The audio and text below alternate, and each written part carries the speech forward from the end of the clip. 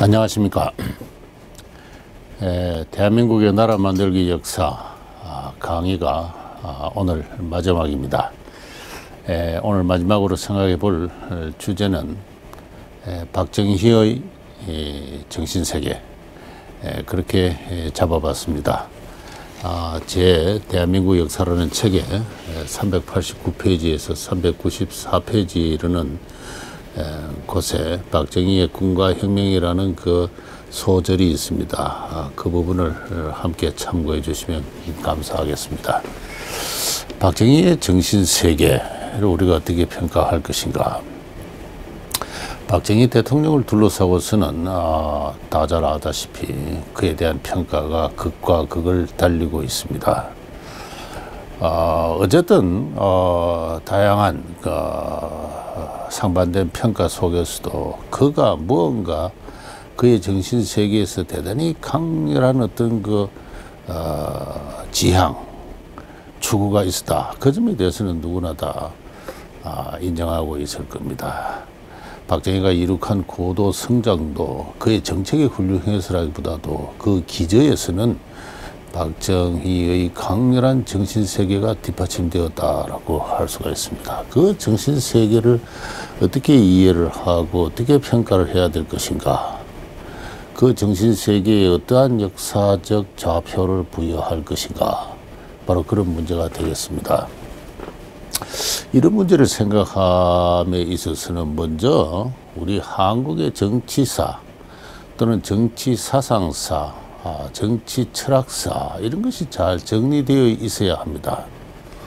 우리가 특히 그 역사적으로 큰 영향을 남긴 정치가를 평가할 때는 그와 같은 어떤 그 정리된 정치 사상사를 전제를 해야 됩니다. 그러나 불행하게도 우리 한국의 정치학은 아직 그와 같은 그런 체계적인 어떤 인식을 우리에게 제공하고 있지 않습니다.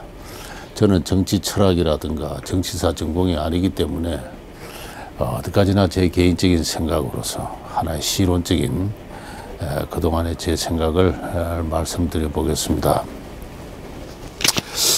한마디로 이 박정희 정신세계는 19세기까지 우리 한국인들의 정신세계와는 매우 상이하다. 일단 그 점을 전제를 할 필요가 있습니다. 그리고 그에 관한 한 또 누구도 쉽게 이의를 제기는 할 수는 없을 것이다 라고 생각을 합니다. 19세기까지 조선왕조 시대를 지배한 정치 철학은 조선성리학이었습니다. 이 조선성리학의 정신세계가 어떠한 것인가를 알기 위해서 잘 알려진 사례입니다만은 한 가지만 말씀드리겠습니다. 저도 몇 차례 여러 곳에서 자주 거론하는 이야기입니다. 1908년 1월입니다. 조선왕조가 대한제국이 망해가고 있었던 때입니다. 13도 어병이 조정이 되고 총대장 이인영의 지휘하에서 서울로 진격작전을 개시했습니다. 어병군이 서울 근교 30리에 이르렀을 때입니다. 이인영 어병총대장의 아버지가 돌아가시다는 소식이 군영에 날라왔습니다. 그 소식을 듣고 이인영 어병대장은 하늘이 무너졌다. 천붕, 하늘 천자, 무너질 붕, 하늘이 무너졌다 하면서 자기 고향으로 돌아갔습니다. 그에 따라서 어병도 해산되고 말았습니다. 저는 이 사건을 아주 오래전 대학원 시절에 접하고 나서 어떻게 이렇게 무책임한 사람이 있을 수 있는가 라고 생각을 했습니다. 그러나 저의 조선시대에 대한 이해가 깊어짐에 따라서 이인영 씨는 그 시대의 상식에 따라서 그 시대의 상식적인 도덕에 따라서 매우 자연스럽게 행동했고, 그 행동에 대해서 당시에 어느 누구도 비난을 할 수는 없었다는 사실을 알게 되었습니다. 한마디로 말해서 조선왕조 시대에 오늘날 우리가 감각하고 있는 국가라든가 민족이라든가 하는 이와 같은 크다란 공적 범주나 개념은 존재하지 않았습니다. 그 점을 좀 더 자세하게 설명을 드리면은 조선 성리학의 공과 사는 오늘날의 그것과 아주 상이합니다.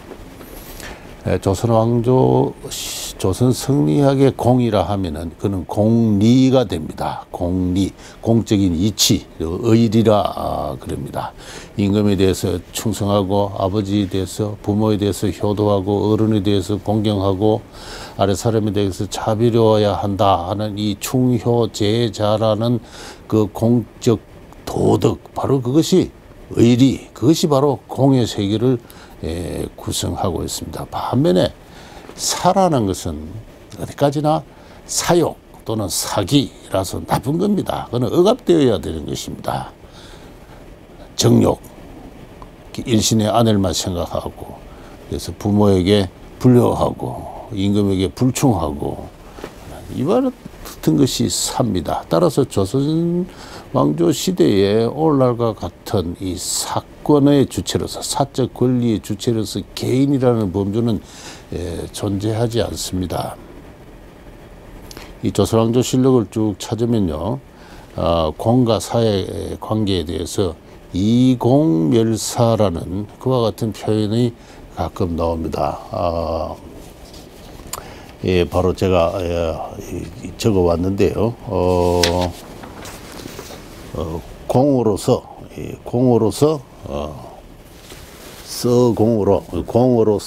사를 멸한다 이렇게 되었습니다.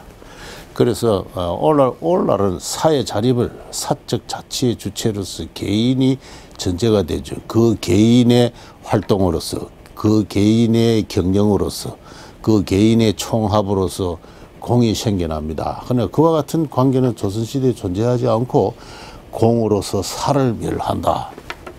떳떳한 인간 본성의 이치, 도덕을 실현해서 그 공적 도덕, 의리를 실현해서 사기, 사욕을 억제하고 없애야 된다 하는 그와 같은 관계였습니다. 따라서 조선 왕조의 공의 세계는 이와 같은 도덕의 세계이면서 하나의 위계를 갖는 세계입니다. 군신관계, 부자관계, 부부관계, 장류관계, 사제관계, 이 위계를 갖는 것이 이 공의 세계입니다. 그런데 이 조선 성리학의 이 정치 철학에서 대단히 중요한 특징은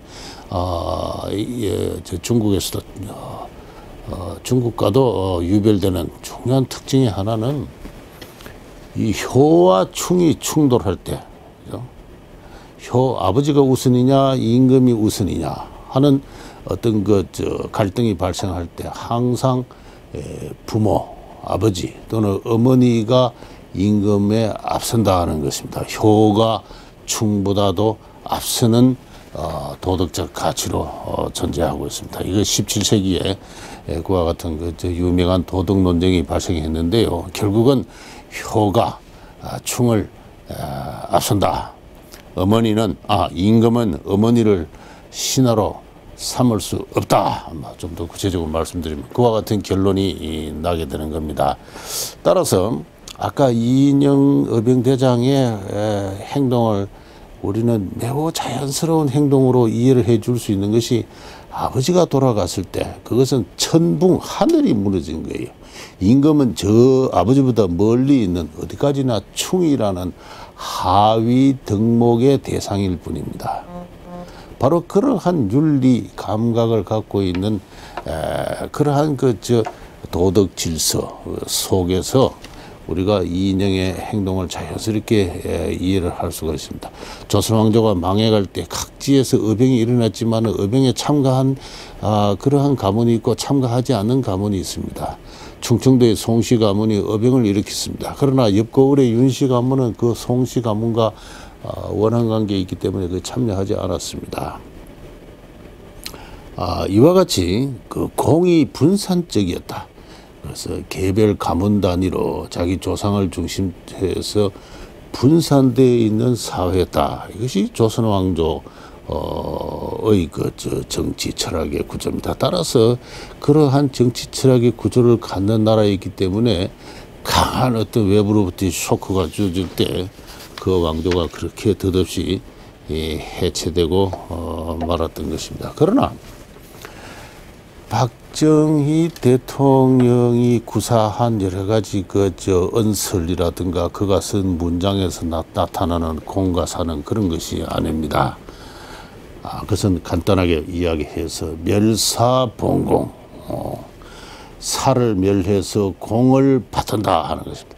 사를 멸한다는 것은 사의 자립을 일단 전제를 한 것입니다. 개인의 자립, 주체의 성립을 먼저 개체로서 주체로서 개인의 성립을 전제한 위에 의지적인 어떤 헌신을 통해서 공에 봉사한다 하는 그와 같은 뜻입니다.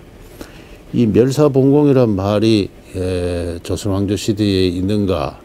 요새는 조선왕조 실력이 데이터베이스화되어 있기 때문에 쉽게 검색 가능합니다. 멸사봉공 치면서요.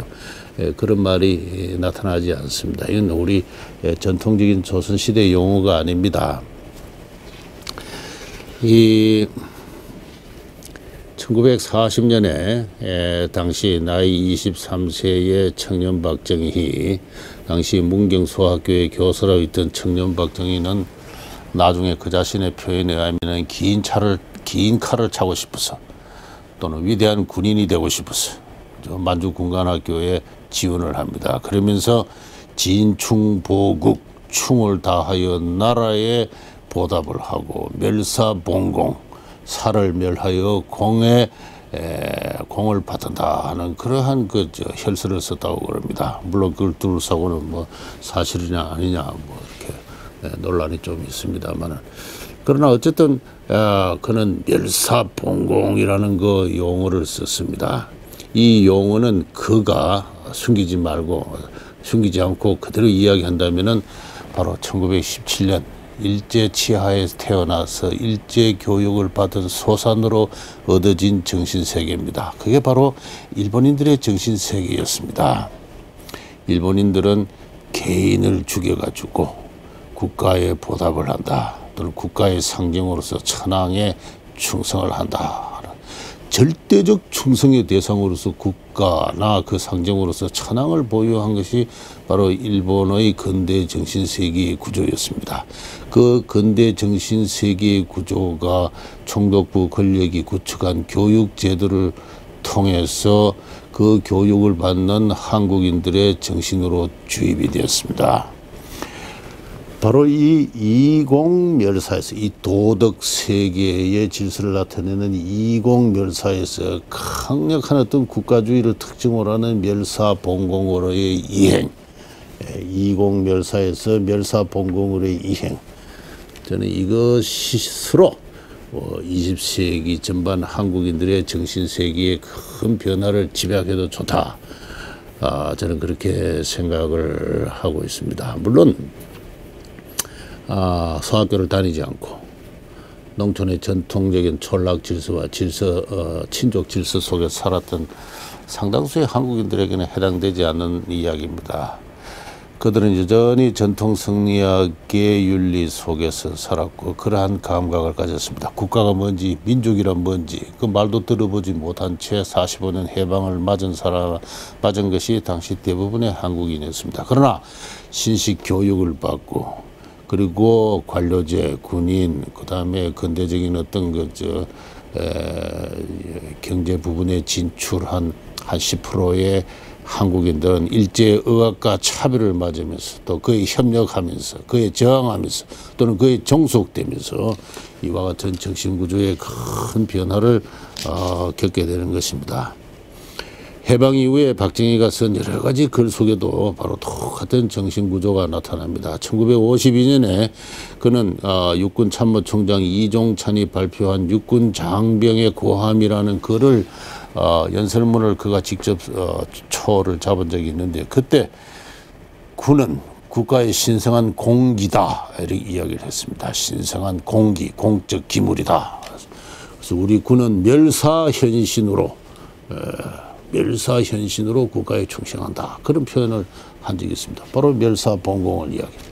5.16 군사혁명을 일으킬 때 이야기입니다. 그의 남긴 글을 보면은 오직 개인을 떠나 공에 순하려는 구국의 신념으로 이런 말을 했습니다. 공에 순한다. 이 순이란 것은 순교를 한다는 뜻입니다. 그러니까 순공한다. 공을 위해서 한 목숨 버린다 하는 그런 뜻입니다. 이 강렬한 어떤 어떤 공으로의 그 무한한 헌신을 전제로 한 정신 구조를 그대로 나타냅니다. 나라가 위기에 처했을 때 나라를 구한다는 민족적 사명감이라고도 표현을 했습니다. 바로 그러한 정신 세계죠. 그런데 이 순공 또는 멸사봉공의 공의 대상은 이미 바뀌었습니다. 일제치하에서 그것은 일본국이었고 그 상징으로서 천황이었습니다만, 그러나 그 일제가 패망하고 물러간 뒤에 박정희가 충성할 멸사봉공할 새로운 공의 대상은 바로 민족이었습니다. 우리 한국 민족 또는 대한민국이었습니다. 무한한 충성의 대상으로서 그가 다시 확인한 민족의 현실, 그것은 박정희로 하여금 분노하게 만들었습니다. 박정희의 멸사봉공 또는 순공 정신의 기저에는 강렬한 어떤 그 분노가 사로잡혀 있다 하는 것을 그가 남긴 많은 글에서 확인할 수 있습니다. 그에 대해서 저는 저희 대한민국 역사 392쪽에서 다음과 같이 이야기를 했습니다. 일제 치하에서 태어나 군국주의 교육을 받고 중일 태평양 전쟁과 6.25 전쟁을 거치면서 군인으로 입신한 박정희의 정신세계는 역사와 현실에 대한 근본적인 불만에 기인하는 팽배한 긴장으로 가득 찼다 하는 것입니다. 그는 식민지로 전락한 한국 민족의 사대주의 병폐, 자주정신의 결여, 게으름과 명예심의 결여를 정오하였고 그 결과 빚어진 민중의 고난과 가난에 분노하였다 하는 것입니다. 이 1963년에 그는 국가와 혁명과 나라는 그 책을 자기 자서전 비슷한 것을 출판하는데, 그 안에도 읽어보면은 바로 이 역사에 대한 분노가 가득 찼습니다. 우리 반만년의 역사는 한마디로 말해서 태영과 쪼잡과 침체의 연속적인 역사였다라고 이야기를 합니다. 그래서 이 고식, 나태, 안일, 무사주의, 사대주의 이러한 악유산을 발본적으로 개혁해야 된다. 역사를 전체적으로 개신하지 않으면 안 된다 하는 강렬한 어떤 그 역사에 대한 소명의식, 그 기조에는 역사에 대한 분노가 자리 잡고 있습니다.